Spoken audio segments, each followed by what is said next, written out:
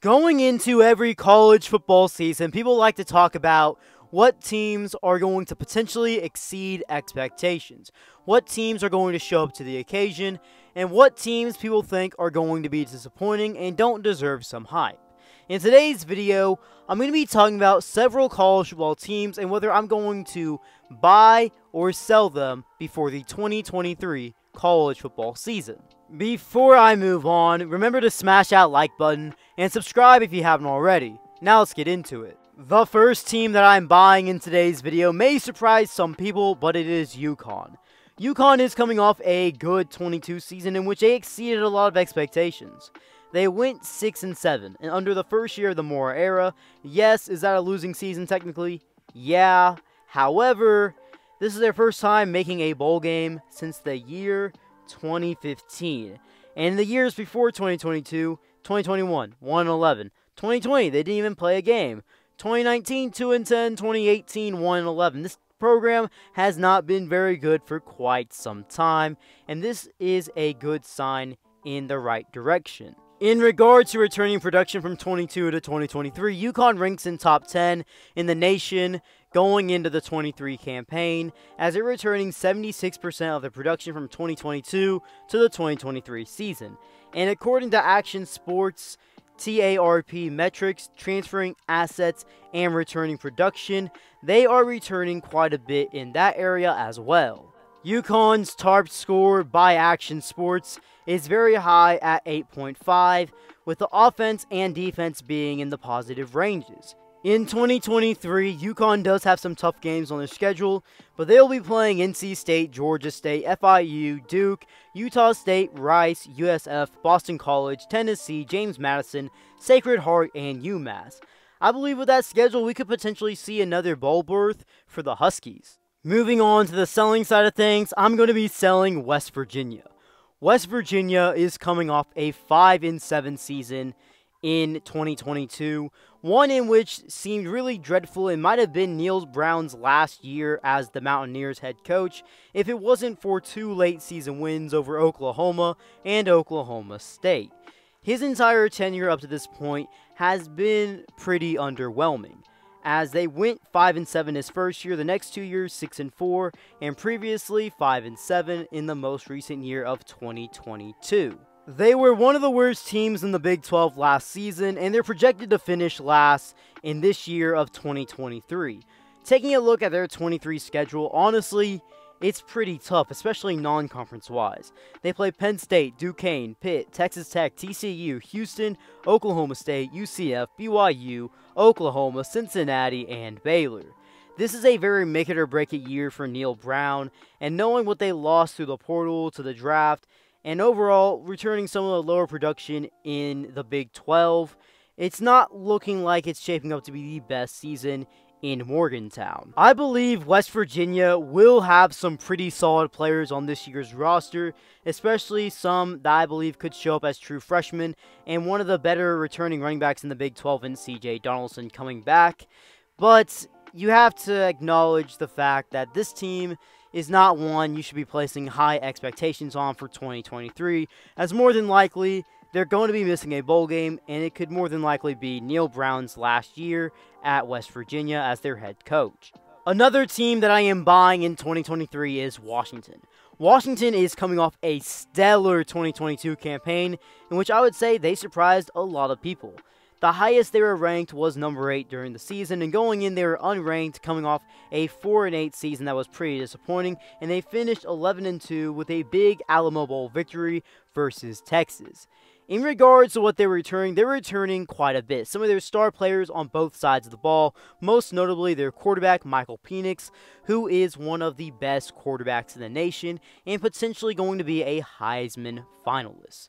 They're returning great production on both sides of the ball, as I mentioned, and when you take a look at Action Sports transferring assets and returning production score, they're one of the higher ones in the Pac-12 and in the nation.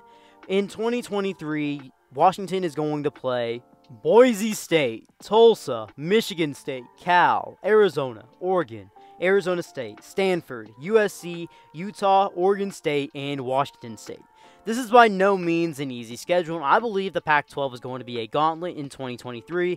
However, I believe Washington is going to have a very good shot at getting to the Pac-12 title game and potentially winning it if all goes well, they stay healthy, and they play the way they did last season. Another team that I am selling is Minnesota. I will acknowledge this one may be a little bold because I believe PJ Fleck is a great coach and he's been having a great tenure at Minnesota. They are coming off a 2022 campaign in which they went 9-4 and had one of the best defenses in all of college football. Now here's why I believe this is a team you may want to sell on. I do believe they will make a bowl game. Take that as you will. I believe their schedule in 2023 is one of the tougher ones in college football. They play Nebraska, Eastern Michigan, North Carolina, Northwestern, Louisiana, Michigan, Iowa, Michigan State, Illinois, Purdue, Ohio State, and Wisconsin. I believe they are a bowl team. However, I do believe with some of the production they are losing on both sides of the ball, I do think there could be a little step back or a slight rebuilding year for the Minnesota Gophers in 2023. In regards to returning production, starting-wise, they are returning 10 total from that 2022 team, 5 on offense and 5 on defense, which is on the lower side for the Big Ten going into 2023, according to Athlon Sports. Now, I do believe they're a bowl team, as I've mentioned already, but here's why I think they could take just a slight step back, and why I'm selling them is because, one, they're going to have a new starting quarterback. Could the quarterback be better than Tanner Morgan was in 2022? Yes, but Tanner Morgan was a long-time starting quarterback for the Gophers, and he brought great leadership in the locker room and on the field. Not only that, they were also losing their star offensive player in Mohamed Ibrahim, running back, who's been a star his entire career at Minnesota, it seems like, and in 2022 had 20 touchdowns on the ground, averaged over 5 yards per carry, and rushed for 1,665 yards. I do believe they have some potential with some of the recruits and transfers they're bringing in, but ultimately, I'm selling them for 2023. The final team that I'm going to be talking about in today's video is Baylor. Baylor is coming off a disappointing 2022 campaign in which they were expected to be one of the better Big 12 teams, but ultimately had a losing season and went 6-7.